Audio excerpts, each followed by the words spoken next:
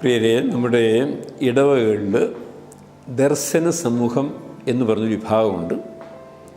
എന്താണ് ഈ ദർശന സമൂഹം? എങ്ങനെയാണ് ഉത്ഭവിച്ചത്?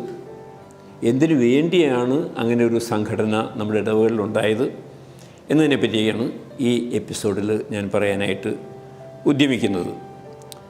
ഇത് പോർച്ചുഗീസുകാരുടെ വരവിന് ശേഷം കേരള സഭയിൽ ജന്മമെടുത്ത ഒരു പതിവാണ് ഈ ദർശന സമൂഹം.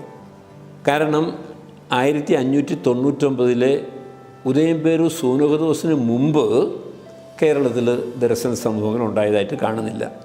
അപ്പോൾ സൂനകദോസിന് ശേഷം ജന്മം കൊണ്ട പോർച്ചുഗീസുകാരുടെ ഒരു പതിവ് ഇവിടേക്ക് പറിച്ച് നടപ്പെട്ടതായിരിക്കണം ഈ ദർശന സമൂഹം എന്ന് പറയുന്നത്.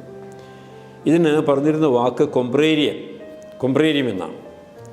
കൊംബ്രേരിയം എന്ന് പറഞ്ഞു കഴിഞ്ഞാൽ ഇംഗ്ലീഷിൽ കോൺഫ്രറ്റേണിറ്റി, സഹോദരന്മാർ ഒരുമിച്ച് ഇരുന്ന അവസ്ഥ.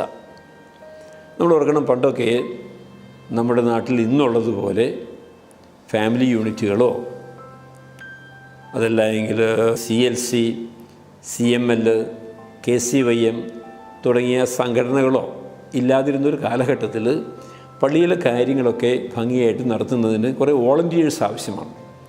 അങ്ങനെ ആ വോളണ്ടിയേഴ്സ് സഭയിൽ ഒരു കൂട്ടായ്മയായിട്ട് ഇടവകളിൽ പ്രവർത്തിച്ചു വന്നു. അങ്ങനെ ഒരു കോൺഫ്രറ്റേണിറ്റി, കൊംപ്രേരിയം അല്ലെങ്കിൽ ഒരു സമൂഹം രൂപപ്പെട്ടു വന്നു.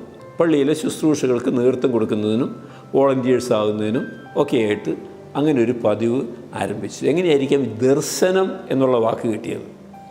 അതൊരു പക്ഷേ ചിലരുടെ നിഗമനത്തിൽ മിഷണറിമാരിവിടെ വന്ന് അവർ പോർച്ചുഗീസ് ഭാഷയാണ് സംസാരിച്ചിരുന്നതെങ്കിലും നാട്ടിൽ വന്നപ്പോൾ ഇവിടുത്തെ സംസ്കൃതവുമായിട്ടൊക്കെ പരിചയപ്പെട്ടപ്പോൾ സംസ്കൃതവുമായിട്ട് ബന്ധപ്പെടുത്തി വളർന്നു വന്ന ഒരു വാക്കായിരിക്കാം ദർശനം.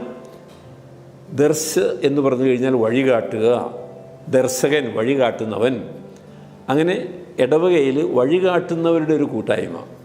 അങ്ങനെയായിരിക്കാം ഒരു പക്ഷേ ദർശന സമൂഹം, വഴികാട്ടുന്നവരുടെ ഒരു സമൂഹം, നേതൃത്വം കൊടുക്കുന്നവരുടെ ഒരു സമൂഹം എന്ന രീതിയിൽ ഇത് വളർന്നു വരാനായിട്ട് കാരണമായത്.